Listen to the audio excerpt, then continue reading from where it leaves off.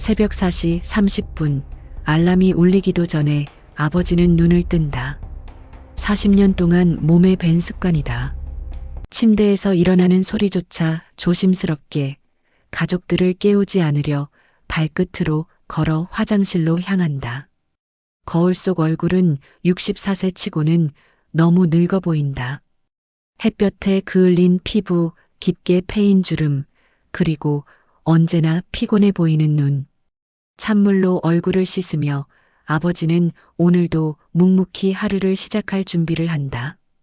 부엌에서 도시락을 싸는 아내의 모습이 보인다. 40년을 함께 살았지만 여전히 새벽마다 일어나 밥을 해주는 사람. 아내도 나이가 들어 허리가 굽었지만 한 번도 불평한 적이 없다. 오늘도 조심히 다녀와요. 아내의 인사에 고개만 끄덕인다. 말은 적지만 마음은 늘 고맙다. 낡은 가방에 도시락과 물통을 넣고 현관 신발장에서 작업화를 꺼낸다. 10년을 신어서 밑창이 다 닳았지만 아직 구멍은 나지 않았다. 신발 한 켤레로 몇 년은 더 버틸 수 있을 것이다.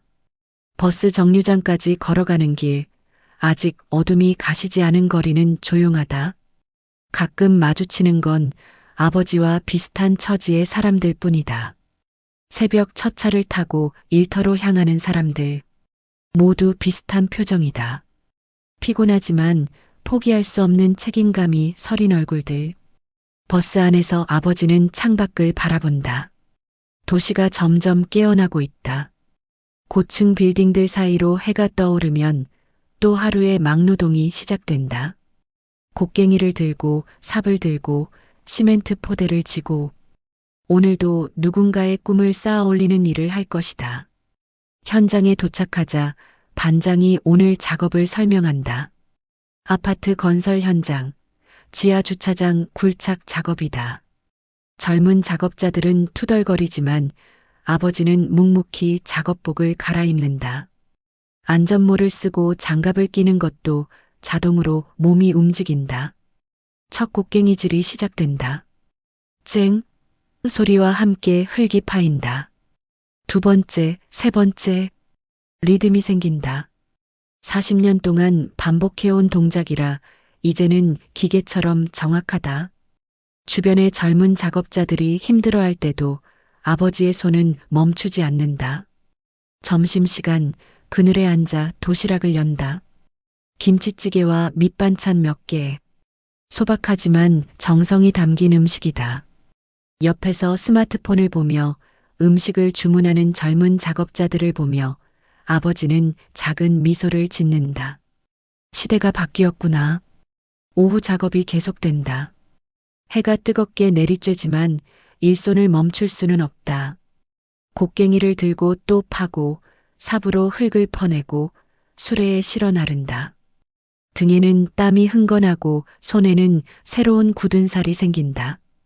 퇴근 시간 현장을 나서며 아버지는 하루 일당을 받는다. 15만 원. 이 돈으로 가족을 먹여 살려야 한다. 집세, 생활비, 아이들 교육비. 계산해보면 늘 빠듯하지만 그래도 감사하다. 일할 수 있다는 것 자체가 축복이다.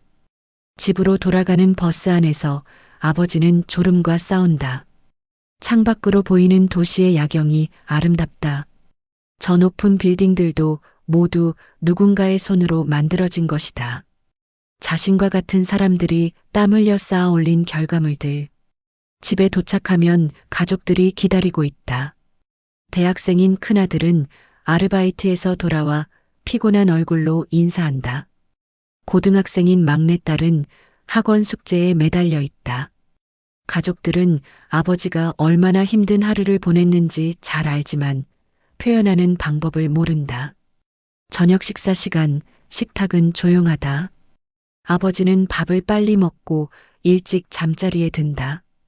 내일 또 새벽 4시 30분에 일어나야 하니까.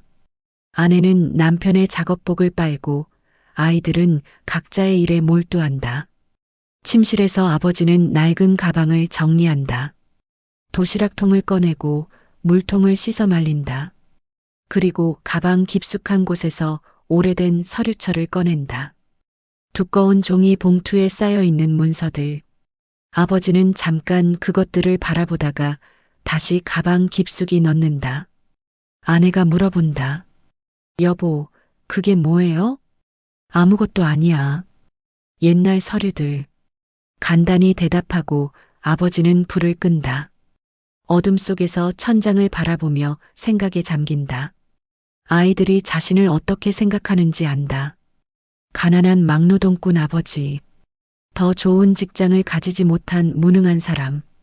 친구들 아버지와 비교하며 부끄러워하는 마음도 이해한다. 하지만 아이들은 모른다. 아버지에게는 다른 계획이 있다는 것을, 40년 동안 묵묵히 준비해온 것들이 있다는 것을, 그 오래된 서류들이 어떤 의미인지 아무도 모른다. 새벽바람이 창문을 흔들어댄다. 내일도 어김없이 4시 30분에 일어나야 한다. 곡괭이를 들고 땀을 흘리고 누군가의 꿈을 쌓아 올려야 한다. 하지만 아버지의 마음속에는 다른 꿈이 있다. 가족들이 언젠가는 이해하게 될 꿈. 아버지는 조용히 눈을 감는다. 내일의 곡괭이 소리를 준비하며 가방 속 깊이 숨겨둔 비밀과 함께 잠들어간다. 64세 막노동꾼의 하루가 이렇게 끝나고 새로운 하루가 또 시작될 것이다. 하지만 아무도 모른다. 그 낡은 서류철이 언젠가 모든 것을 바꿔놓을 것이라는 사실을. 아버지가 쓰러지셨어요. 아내의 급한 전화에 큰아들 민수는 아르바이트를 중단하고 병원으로 뛰어갔다. 응급실에 도착했을 때 아버지는 산소 마스크를 쓴 채 의식을 잃은 상태였다. 의사는 과로와 탈수 그리고 오래된 디스크가 한꺼번에 악화되었다고 설명했다. 환자분 나이를 고려하면 당분간 절대 안정이 필요합니다. 무리한 육체 노동은 생명에 위험할 수 있어요. 의사의 말에 가족들은 절망했다. 아버지가 일을 못하면 당장 생계가 막막해진다. 큰아들은 대학 등록금 때문에 아르바이트를 3개나 뛰고 있고 막내딸은 입시 준비로 학원비가 만만치 않다. 병실에서 깨어난 아버지의 첫마디는 일터에 연락했냐? 였다. 자신이 쓰러진 것보다 하루 일당을 놓친 것을 더 걱정하는 모습에 아내는 눈물을 흘렸다. 여보, 이제 그만 쉬어요. 몸이 이런데 어떻게 일을 해요? 하지만 아버지는 고개를 저었다. 쉰다는 것은 곧 가족이 굶는다는 뜻이다. 64세에 다른 일을 찾을 수도 없고 막노동 말고는 할 줄 아는 것도 없다. 퇴원 후 집에서 며칠 쉬던 아버지는 결국 다시 현장으로 나갔다. 의사가 만류했지만 선택의 여지가 없었다. 다만 예전보다 일찍 지치고 허리 통증 때문에 자주 쉬어야 했다. 어느 날 저녁 가족 모임이 있었다. 큰아들 민수가 군대 전 마지막 휴가를 나온 날이었다. 온 가족이 모처럼 한자리에 모였지만 분위기는 무겁기만 했다. 아버지, 정말 이제 그만하시면 안 되나요?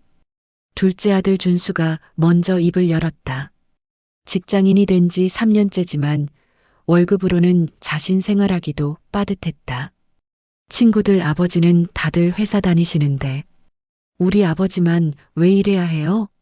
막내딸 미영의 말에 식탁이 조용해졌다. 평소 하고 싶었던 말이었지만 차마 하지 못했던 것들이 터져 나오기 시작했다. 학교에서 아버지 직업 물어보면 뭐라고 말해야 할지 모르겠어요. 건설 일용직이라고 하면 친구들이 이상하게 봐요. 미영아, 그런 말하는 거 아니야. 어머니가 말렸지만 이미 흘러나온 말들은 되돌릴 수 없었다. 민수도 속마음을 털어놓았다.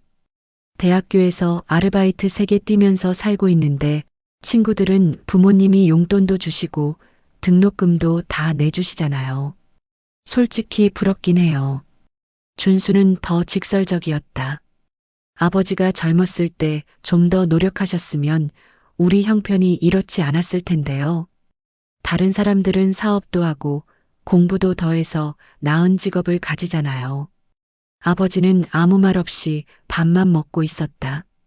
아이들의 말이 틀린 것은 아니었다. 정말 자신이 더 노력했다면, 더 공부했다면, 다른 선택을 했다면 가족들을 이렇게 고생시키지 않았을지도 모른다.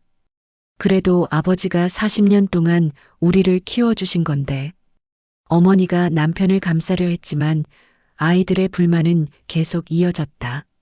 어머니도 파트타임으로 일하시고 우리도 다 아르바이트 하면서 사는데 언제까지 일해야 해요?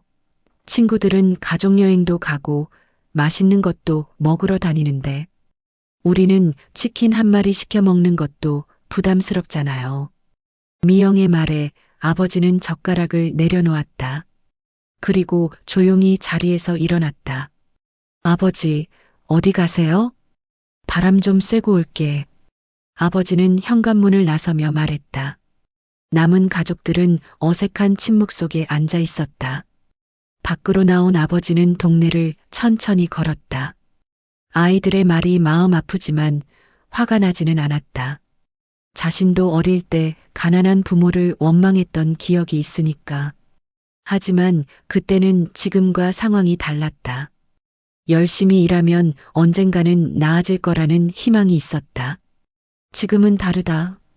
64세의 막노동꾼이 할 수 있는 일은 한정적이고 몸은 점점 늙어간다. 아이들의 원망도 이해가 간다. 친구들과 비교하며 부끄러워하는 마음도. 공원 벤치에 앉아 아버지는 담배 한 개비를 꺼냈다. 원래 금연했지만 요즘 들어 가끔 피우게 된다. 연기를 내뿜으며 하늘을 바라본다. 별이 몇 개 보인다. 집으로 돌아가는 길 아버지는 결심했다. 더 이상 아이들에게 부담을 주지 않겠다고. 자신의 문제는 자신이 해결하겠다고.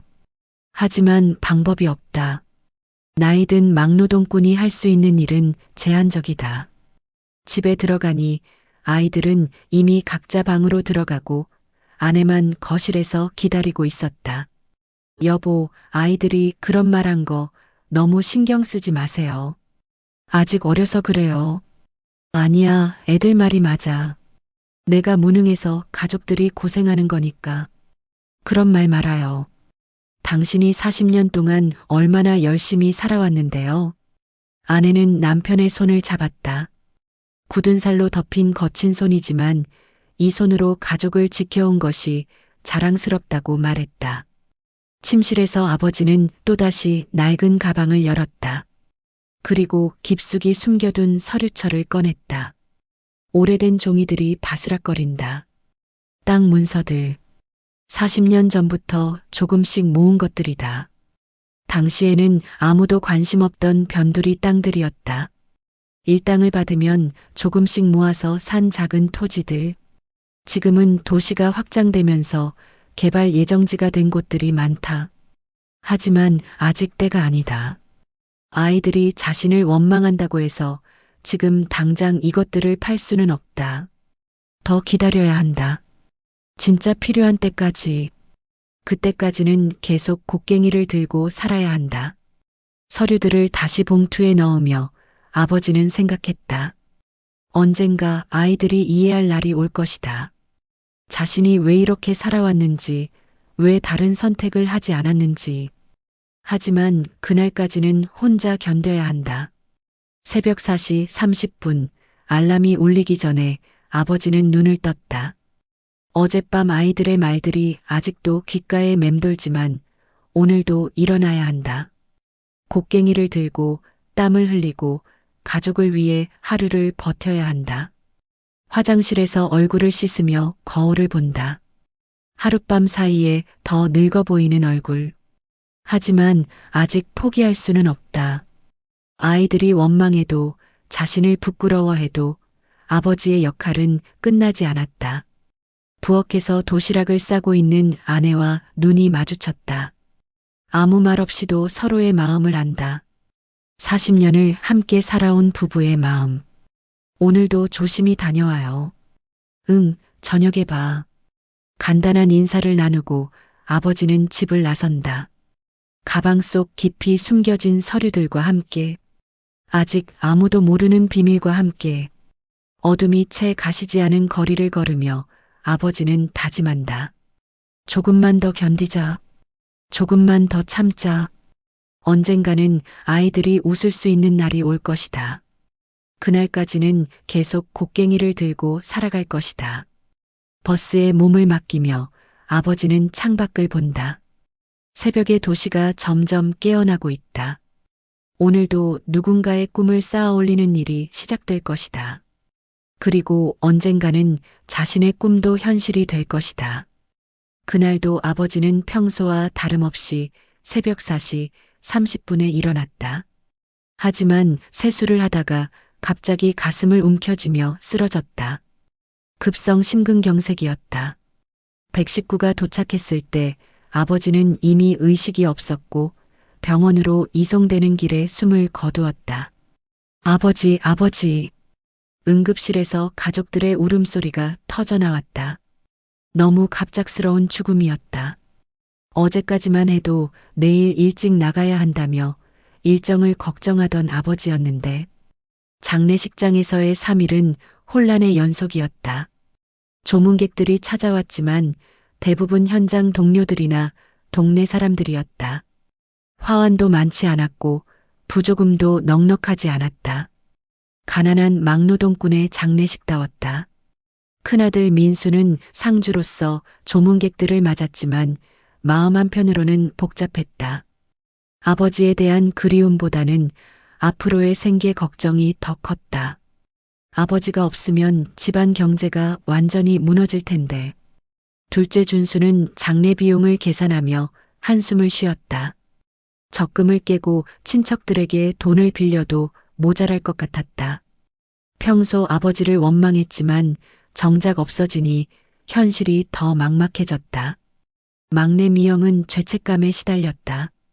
얼마 전 아버지를 향해 했던 말들이 계속 떠올랐다. 마지막으로 제대로 된 대화도 나누지 못했는데 둘째 날 밤 형제들이 모여 현실적인 이야기를 나눴다. 아버지 통장 확인해 봤어? 준수가 물었다. 민수는 고개를 저었다. 어머니한테 물어봤는데 비밀번호를 모르신대. 내일 은행 가서 상속 절차 밟아야겠어. 빚이 많을까봐 걱정이야. 아버지가 워낙 돈 관리를 안 하셨잖아. 미영이 걱정스럽게 말했다. 그래도 빚까지는 없을 거야. 아버지가 그렇게 성실하게 사셨는데.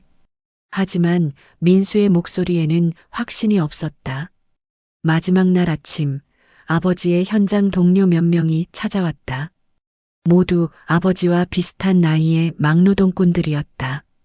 그들은 조의금을 전하며 아버지에 대한 이야기를 했다.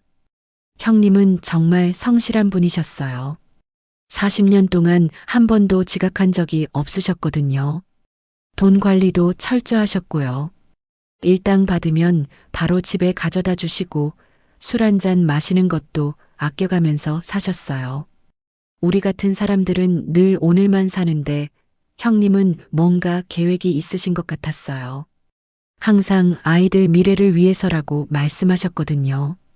동료들의 말을 들으며 가족들은 새삼 아버지의 삶을 돌아봤다. 정말 성실하게 살았구나. 가족을 위해서만 살았구나. 발인 당일 관을 운구차에 옮기는 순간이었다. 조문객 중 한 할아버지가 민수에게 다가왔다. 70대 후반으로 보이는 분이었는데 정장을 깔끔하게 차려입은 모습이 다른 조문객들과는 달라 보였다. 상주분이시죠? 네, 큰아들입니다. 고인과는 오래된 인연이 있는 사람입니다.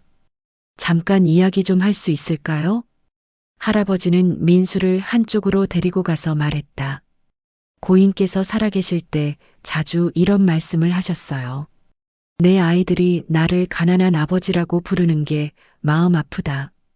하지만 언젠가는 이해할 거다. 내가 진짜 무엇을 준비하고 있었는지. 라고요.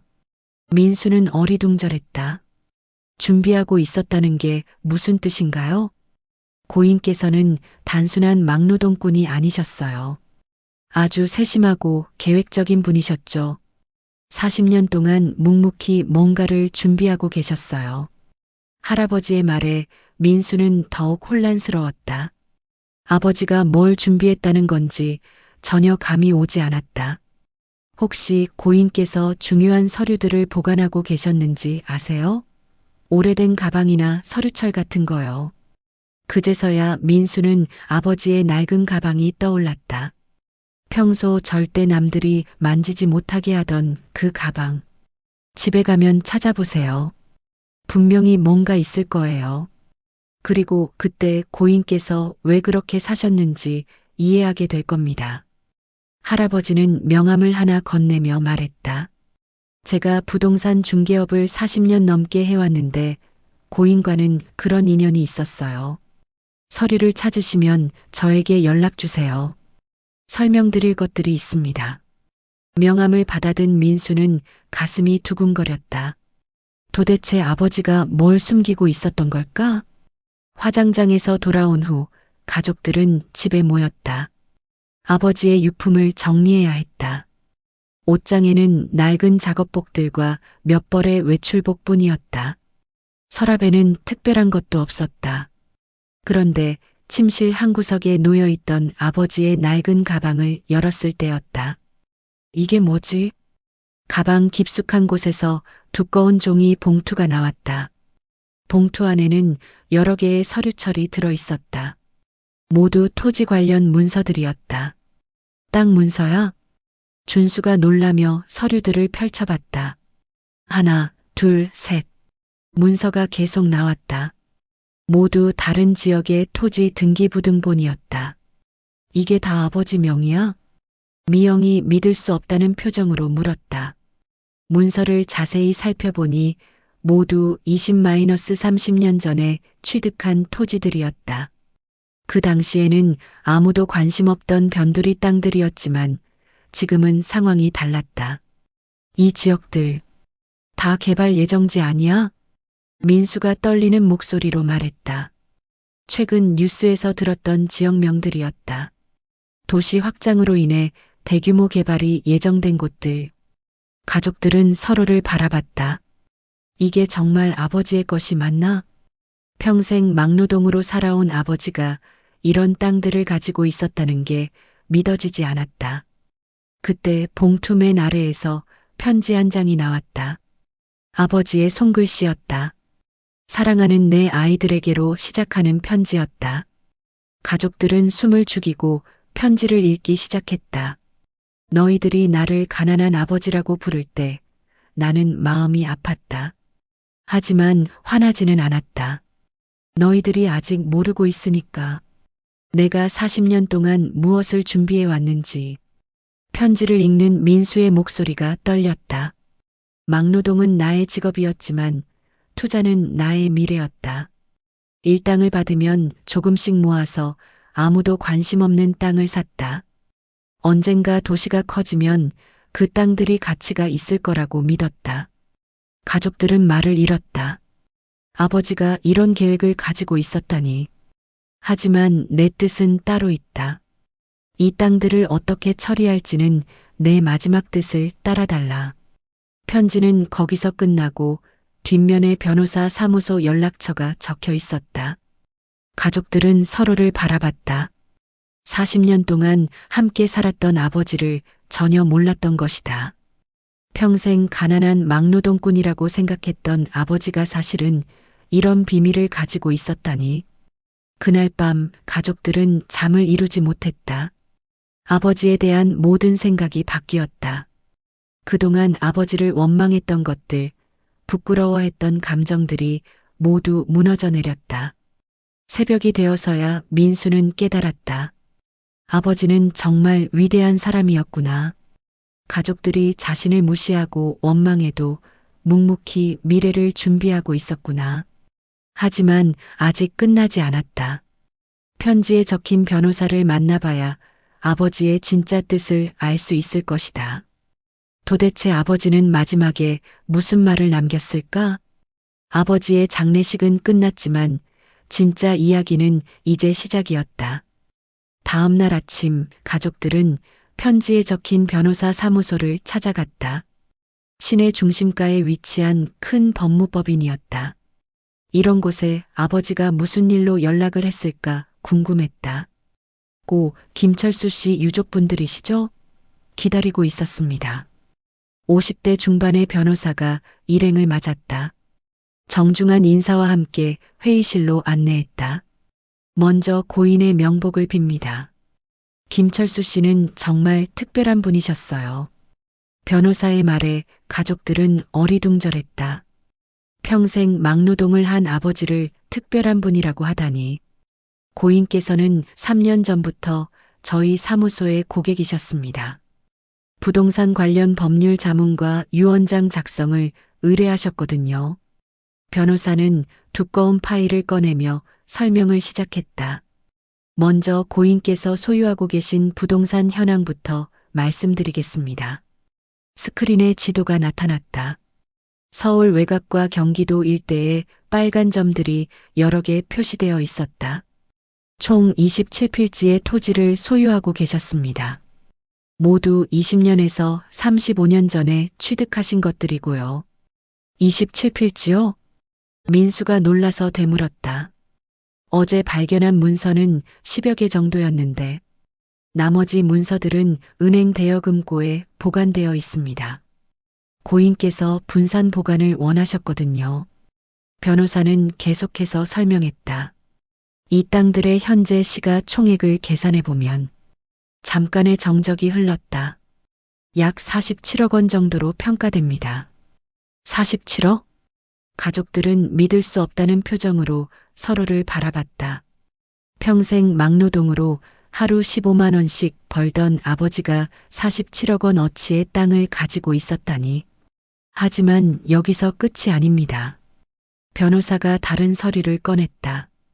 이중 8필지는 내년에 대규모 개발 사업이 확정되어 있고 5필지는 지하철 연장 구간에 포함되어 있습니다. 개발이 완료되면 시가는 최소 3배 이상 오를 것으로 예상됩니다. 그럼 총 얼마나 되는 거예요? 준수가 떨리는 목소리로 물었다. 보수적으로 계산해도 150억 원 이상, 낙관적으로는 200억 원까지도 가능합니다. 회의실이 조용해졌다. 가족들은 현실감이 없었다. 어제까지만 해도 장례 비용 걱정을 하던 사람들이 갑자기 200억 원의 상속을 받게 되었다니. 그런데 고인께서는 단순한 상속을 원하지 않으셨습니다. 변호사는 봉인된 유언장을 꺼냈다. 이것은 고인께서 직접 작성하신 유언장입니다. 개봉해도 될까요? 가족들이 고개를 끄덕이자 변호사는 조심스럽게 봉인을 뜯었다. 유언장을 읽는 변호사의 목소리가 회의실에 울려 퍼졌다. 나 김철수는 정신이 온전한 상태에서 다음과 같이 유언한다. 가족들은 숨을 죽이고 들었다. 첫째, 나의 모든 재산은 세 자녀에게 균등하게 상속한다. 단 조건이 있다. 조건이라는 말에 가족들이 긴장했다. 둘째, 상속받은 재산의 30%는 반드시 사회에 기부해야 한다. 어려운 사람들을 위해 쓰이길 바란다. 30% 기부. 대략 50억 원 정도의 금액이었다. 셋째, 나머지 70% 중에서도 50%는 10년간 처분할 수 없다. 충분히 생각하고 현명하게 사용하길 바란다. 즉시 사용할 수 있는 돈은 전체의 35% 정도였다. 그래도 70억 원이 넘는 금액이었다.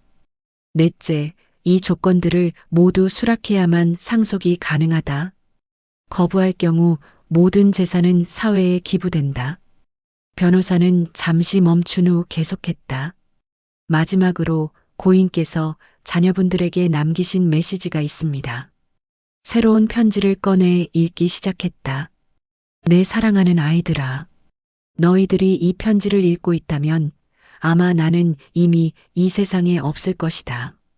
민수의 눈에 눈물이 맺혔다. 40년 동안 막노동을 하며 살았지만 나는 한 번도 가난하다고 생각한 적이 없다.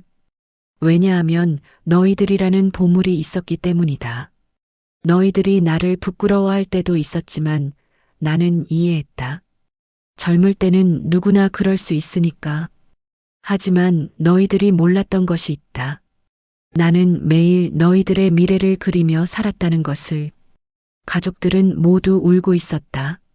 일당 15만 원 중에서 10만 원은 생활비로 쓰고 3만 원은 적금에, 2만 원은 땅 사는 데 썼다. 40년 동안 한 번도 빼먹지 않았다. 처음에는 1평, 2평씩 샀다. 아무도 관심 없는 허허벌판이었지만 언젠가는 도시가 커질 거라고 믿었다. 그리고 그 믿음이 맞았다. 편지는 계속 이어졌다. 하지만 내가 정말 원했던 것은 돈이 아니다. 너희들이 돈 때문에 다투지 않고 서로 사랑하며 살았으면 하는 것이다. 그래서 조건을 달았다. 30% 기부는 너희들이 베푸는 마음을 배우길 바라서이고 10년 유예는 성급한 결정으로 돈을 잃지 않게 하기 위해서다. 내가 평생 막노동을 한 이유는 너희들에게 정직한 아버지가 되고 싶어서였다. 돈이 있어도 근검절약하는 모습을 보여주고 싶었다. 미영이 흐느끼며 말했다. 아버지, 정말 몰랐어요. 죄송해요. 편지의 마지막 부분이었다. 너희들이 이 돈으로 행복해지길 바란다. 하지만 더 바라는 것은 돈보다 더 중요한 것들을 알았으면 하는 것이다. 가족의 사랑, 정직한 삶, 그리고 다른 사람을 도우는 기쁨. 나는 부자로 살지는 못했지만 행복한 아버지였다. 너희들 덕분에. 이제 너희들도 행복하게 살아라. 사랑한다. 편지가 끝나자 회의실은 조용해졌다. 모두가 울고 있었다. 변호사가 조용히 말했다. 고인께서는 정말 특별한 분이셨습니다. 40년 동안 이런 계획을 세우고 실행하신 분을 처음 봤어요. 민수가 물었다. 언제부터 이런 계획을 세우셨던 건가요? 고인께서 말씀하시길 첫째 아들이 태어났을 때부터라고 하시더군요. 내 아이가 태어났으니 이제 진짜 계획을 세워야겠다고 생각하셨다고. 30년 전부터, 민수가 태어났을 때부터 아버지는 이 모든 것을 계획하고 있었던 것이다. 그럼 우리가 아버지를 원망할 때도 다 알고 계셨던 거네요? 준수가 물었다. 물론입니다. 하지만 고인께서는 아이들이 언젠가는 이해할 거다. 그때까지 기다리겠다고 하셨어요. 가족들은 더 이상 말할 수 없었다. 그동안 아버지에게 했던 모든 말들이 부끄러웠다. 변호사가 마지막으로 말했다. 유언의 조건들을 수락하시겠습니까? 아니면 더 생각해 보시겠습니까? 민수가 가족들을 바라봤다. 모두 같은 마음이었다. 수락합니다. 아버지의 뜻대로 하겠습니다. 30% 기부도 10년 유예도 모두 받아들입니다. 준수와 미영도 고개를 끄덕였다. 변호사는 미소를 지었다. 고인께서 예상하신 대로군요. 내 아이들은 분명히 올바른 선택을 할 것이다라고 하셨거든요. 법무법인을 나서며 가족들은 새로운 기분이었다.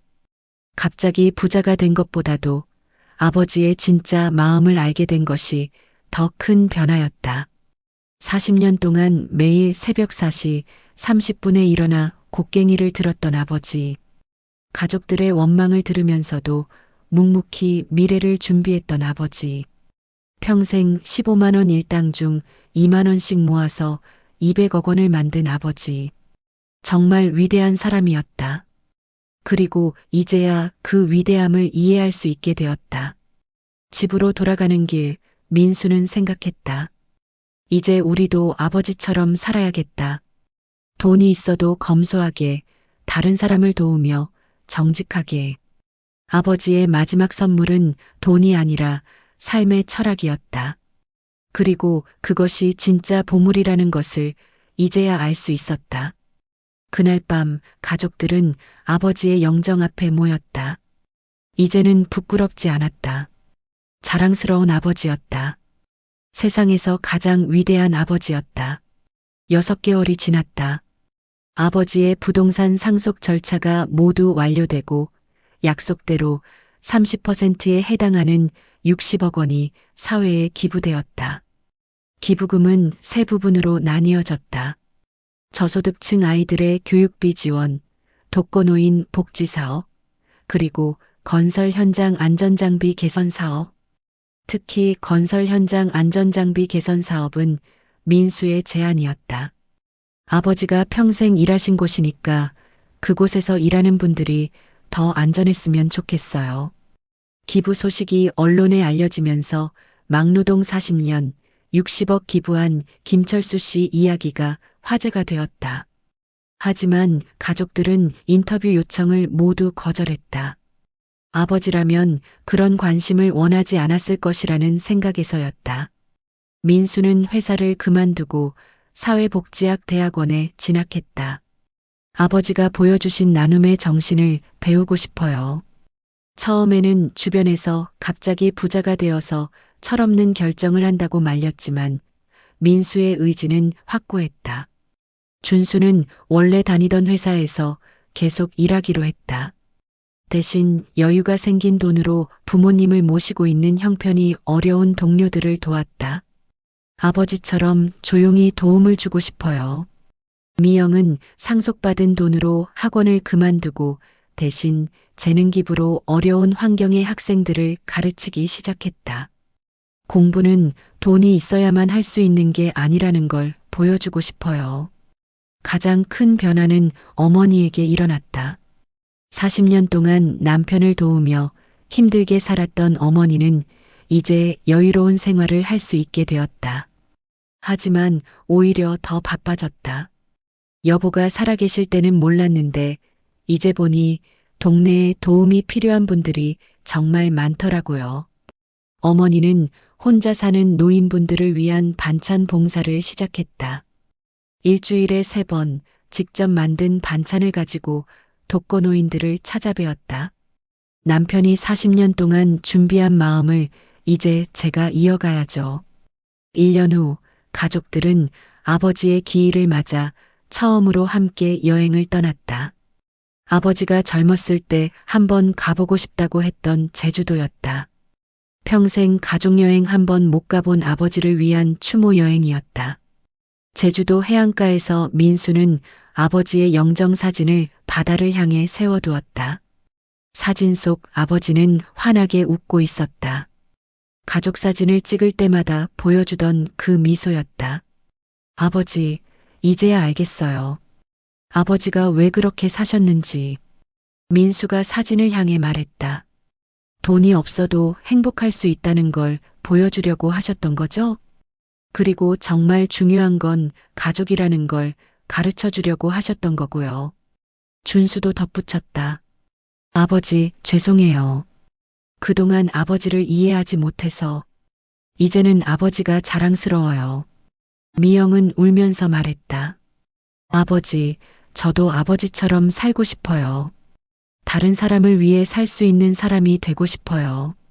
어머니는 조용히 아버지의 사진을 바라보며 미소 지었다. 여보, 고생 많았어요. 이제는 마음 놓고 쉬세요. 아이들이 다 훌륭하게 컸잖아요. 그날 밤 숙소에서 가족들은 아버지에 대한 이야기를 나누었다. 어릴 때 아버지와 함께했던 추억들, 그때는 몰랐던 아버지의 마음들. 아버지가 일요일마다 우리 손잡고 동네 한 바퀴 돌았던 거 기억나? 준수가 말했다. 그때는 왜 그러시나 했는데 이제 보니 그게 아버지만의 가족 시간이었던 것 같아. 맞아. 돈 안 들이고도 우리랑 시간 보내려고 하셨던 거야. 미영이 고개를 끄덕였다. 그리고 우리가 뭔가 사달라고 하면 다음에 사줄게라고 하셨잖아. 그때는 변명이라고 생각했는데 실제로는 꼭 사주셨어. 가족들은 아버지의 작은 약속들을 하나씩 기억해냈다. 아이들이 원하는 것이 있으면 몇 달이 걸려도 꼭 사주셨던 아버지. 당장은 못 사줘도 절대 잊지 않으셨던 아버지. 아버지는 우리한테 돈 대신 다른 걸 가르쳐 주려고 하셨던 것 같아. 민수가 생각에 잠긴 목소리로 말했다. 인내, 성실, 그리고 가족사랑. 2년이 지나자 아버지의 이야기는 더 많은 사람들에게 알려졌다. 하지만 언론의 관심보다는 입소문으로 퍼져나갔다. 건설 현장에서, 동네에서, 그리고 SNS에서 막노동 40년 하면서 200억 모은 아버지 이야기 들어봤어? 그분 자식들이 60억을 기부했다면서? 진짜 대단한 분이시네. 요즘 시대에 그런 분이 계셨다니. 하지만 가족들이 가장 기뻤던 건 다른 반응이었다. 어느 날 어머니에게 한 통의 편지가 왔다. 젊은 아버지가 보낸 편지였다. 안녕하세요. 저는 두 아이의 아버지입니다. 김철수 아버님 이야기를 듣고 편지를 써봅니다. 저도 지금 막노동을 하고 있는데 아이들이 저를 부끄러워할 때가 있어요. 하지만 김철수 아버님 이야기를 듣고 용기가 났습니다. 저도 묵묵히 아이들을 위해 준비해 보겠습니다. 감사합니다. 비슷한 편지들이 계속 왔다. 어려운 환경에서 자녀를 키우는 부모들, 부모님을 이해하지 못했던 자녀들, 그리고 가족의 소중함을 깨달은 사람들. 3년째 되는 해 아버지가 기부한 돈으로 만들어진 김철수 교육장학재단에서 첫 번째 장학금 수여식이 열렸다. 어려운 환경의 학생 100명이 장학금을 받았다. 수여식에서 한 고등학생이 소감을 발표했다. 저희 아버지도 건설 현장에서 일하세요. 예전에는 부끄러웠는데 김철수 아버님 이야기를 듣고 생각이 바뀌었어요. 제 아버지도 저를 위해 열심히 일하고 계신 거였어요. 이제는 아버지가 자랑스러워요. 그 말을 들으며 민수는 울컥했다. 아버지의 삶이 이렇게 많은 사람들에게 희망이 되고 있구나. 5년이 지난 지금 가족들은 모두 자신들의 길을 찾아 살고 있다. 민수는 사회복지사가 되어 소외계층을 도우고 있고, 준수는 회사에서 승진해 후배들을 이끌며 살고 있으며, 미영은 교사가 되어 아이들을 가르치고 있다. 어머니는 여전히 동네 어르신들을 돌보며 지내고 있다. 그리고 매주 일요일이면 가족들이 모두 모여 아버지 산소를 찾는다. 산소 앞에서 가족들은 한 주간 있었던 일들을 아버지에게 보고한다. 누구를 도왔는지, 어떤 보람을 느꼈는지, 아버지라면 어떻게 하셨을지. 아버지, 이번 주에 또 장학생 선발했어요. 30명 더 도울 수 있게 됐어요. 아버지, 회사에서 어려운 동료 한 분 더 도와드렸어요. 아버지, 제가 가르치는 아이들이 모두 꿈을 가지게 됐어요. 매번 마지막에는 어머니가 말한다. 여보, 아이들이 모두 당신을 닮아가고 있어요. 자랑스러우시죠? 그러면 바람이 살살 불어와 나무들이 흔들린다. 아버지가 대답하는 것 같다. 어느 날 민수는 아버지의 옛 직장 동료를 만났다. 함께 40년을 일했던 분이었다. 형님은 정말 특별한 분이셨어요. 점심시간에 다른 사람들은 쉬는데 형님은 항상 뭔가를 적고 계셨거든요. 뭘 적으셨는데요? 나중에 보니 부동산 정보였어요. 신문 부동산 면을 오려서 스크랩하고 개발 계획 같은 걸 정리하고 40년 동안 매일 그러셨어요. 그리고 가끔 이런 말씀도 하셨어요. 내 아이들은 지금은 모르지만 언젠가는 내 마음을 알 거다. 그때까지 기다리겠다고. 집으로 돌아온 민수는 가족들에게 그 이야기를 전했다. 40년 동안 매일 점심시간마다 미래를 계획하셨던 아버지. 아이들의 원망을 들으면서도 언젠가는 이해할 거다라며 기다리셨던 아버지. 정말 위대한 사람이었다. 그날 밤 민수는 자신의 아이에게 할아버지 이야기를 해주었다. 3살 된 아들이 알아들을 리는 없지만 꼭 해주고 싶은 이야기였다. 할아버지는 말이야, 세상에서 가장 멋진 분이셨어. 가난해도 행복할 수 있다는 걸 보여주셨고, 가족이 가장 소중하다는 걸 가르쳐 주셨어. 그리고 진짜 부자는 돈이 많은 사람이 아니라 다른 사람을 도울 줄 아는 사람이라는 걸 알려주셨어. 아이는 까르르 웃으며 아빠의 품에 안겼다. 너도 할아버지처럼 멋진 사람이 되렴. 돈보다 소중한 게 뭔지 아는 사람이 되고. 창밖으로 보이는 야경을 바라보며 민수는 생각했다. 저 높은 빌딩들도 모두 아버지 같은 분들이 만든 거구나. 땀 흘려 일하는 분들 덕분에 우리가 이렇게 살고 있구나. 어디선가 아버지의 목소리가 들리는 것 같았다. 잘했다, 아들아. 이제 너희들이 진짜 부자가 됐구나. 진짜 부자. 돈이 아니라 마음이 부자가 된 것. 아버지의 마지막 선물이었다. 침실에 걸린 아버지 사진을 바라보며 민수는 미소 지었다. 사진 속 아버지도 환하게 웃고 있었다. 마치 잘했다. 이제야 내 마음을 알겠구나 하고 말하는 것 같은 미소. 64세 막노동꾼 김철수. 평생 곡괭이를 들고 살았지만 자녀들에게는 세상에서 가장 소중한 것들을 물려준 아버지. 가난은 아버지의 삶이었지만 부자는 아버지의 마음이었다. 그리고 그 마음이 이제 세 자녀와 손자에게, 그리고 이 이야기를 듣는 모든 사람들에게 전해지고 있다. 아버지의 진짜 유산은 돈이 아니었다. 사랑이었다. 세상을 따뜻하게 만드는 마법 같은 사랑.